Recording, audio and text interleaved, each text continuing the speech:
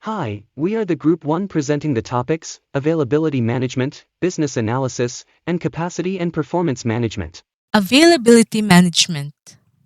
The ability of an IT service or other configuration item to carry out its unintended function when necessary is known as availability management.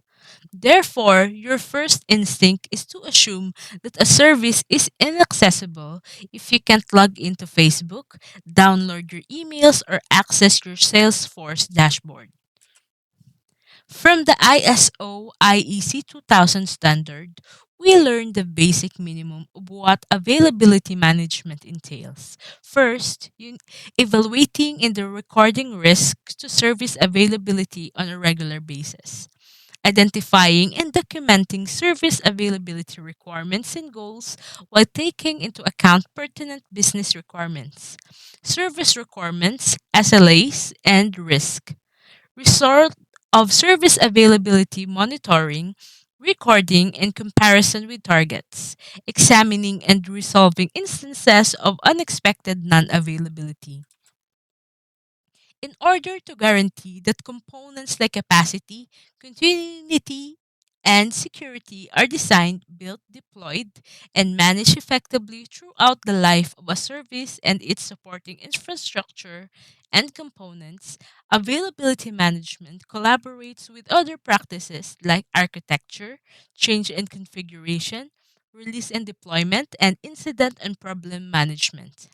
There are numerous availability concerns in the IT service management domain, including expired certifications, poorly planned configurations, updates, human error, and vendor related problems. Among others, thus, a comprehensive approach is necessary. I'm going to discuss or tackle about availability management. So first is what is availability management? So it is the one who is in charge or responsible in order to satisfy the customer's needs. So I am going to give some important factors to consider in availability management. First is planning, and second is improving. So in planning, availability management needs to consider what is written on the portfolio before they make the products or services, since they have an agreements to follow to achieve the goals of the services.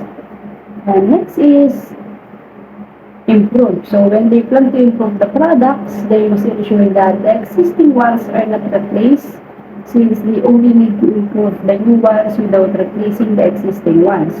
And sometimes replacing the old ones will lead to failure, since we are not sure that the improved products that we are going to make will be successful or will be satisfy the customer's needs. So that's it for my part. So, availability management, it's just our services available to our customers when they need them. So, ito yung ability ng IT service to perform its agreed upon function when it's required. So, to ensure agreed availability level is met or exceeded. Yun na, yung goal nito is para ma-ensure na yung goal level ng service ability is delivered in all services, is match or nag-exceed sa current and future agreed needs ng business in a cost-effective manner.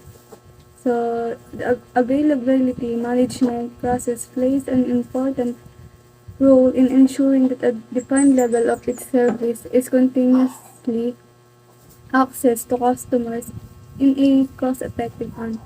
So, we are going to ensure na yung mga services is always available that involves additional cost in obtaining the hardware. Like for example, meron lang tayong isang server na available for the specific service. Kung yung service na yun is nag-down or something, the entire service will go down as well. So, we need to make sure na available to and accessible. Para kahit yung per server is mag-down, we can still guarantee na yung service is nag-run from the second server. So, our topic is all about business analysis. So, the purpose of the business analysis practice is to analyze a business or some elements of it, define its associated needs, and recommend solutions. to address these needs and or solve a business problem, which must facilitate value creation for our stakeholders.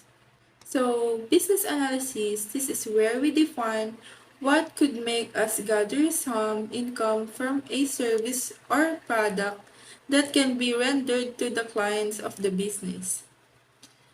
This is also the time when we get possible stakeholders or group of individuals who will support our ideas for the greater value of their investment. For example, the target market is the entrepreneur that have business and wants to simplify the management of their profit generating business. To what the previous report had said, business analysis also enables an organization to communicate its need in a meaningful way, express the rationale for change and design, and describe solutions that enable value creation in alignment with the organization objectives. In business analysis, it is performed on a variety of initiatives within an enterprise. Initiatives may be strategic, tactical, or operational.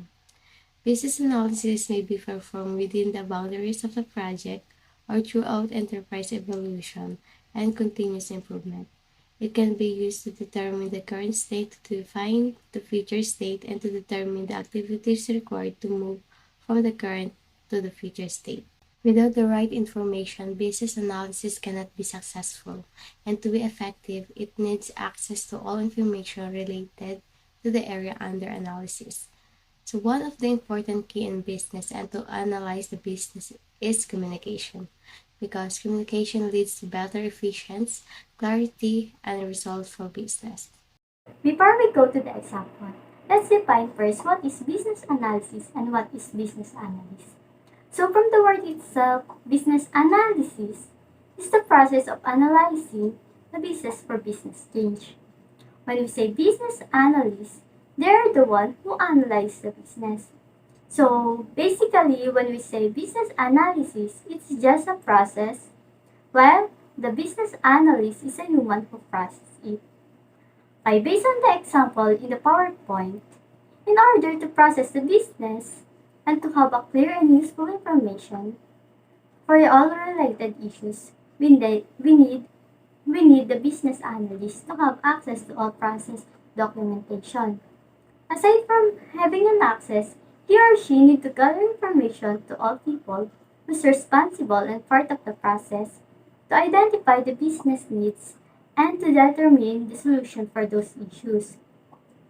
Business analyst is the given example for business process because through him or her you will know how the business process happened. That's all. Thank you. In IT service management, the capacity and performance management is an IT service management practice within the ITIL framework. So, capacity and performance management includes the service design, plans, and processes that ensure your IT organization has the right amount of resources at the right time and at the right price to keep the operation running smoothly. So, the purpose of capacity and performance management is concerned with keeping costs down while maintaining the high level of quality service. So, because of these practices, it will determine how much capacity and performance is needed in order to perform the current and the future services in a fast and efficient manner while staying within a given budget and expected performance. Performance. A measure of what is achieved or delivered by a system, person, team, practice, or service. It is, it is an overall assessment of achievement, whether it is a system, person, team, or service.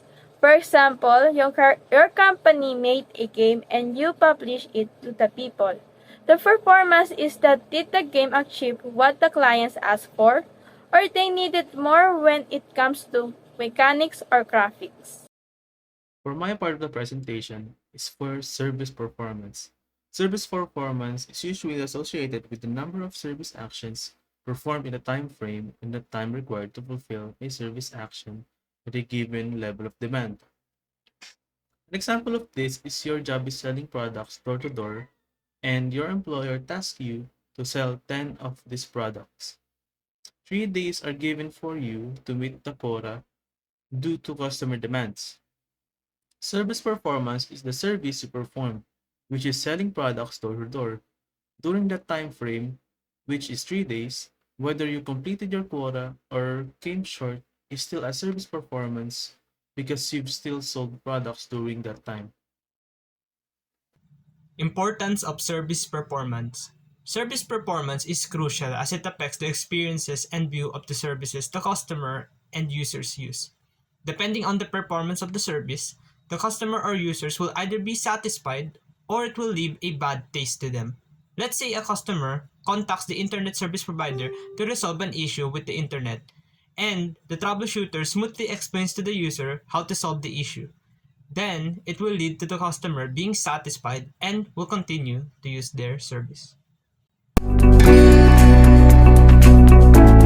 Thank you for watching.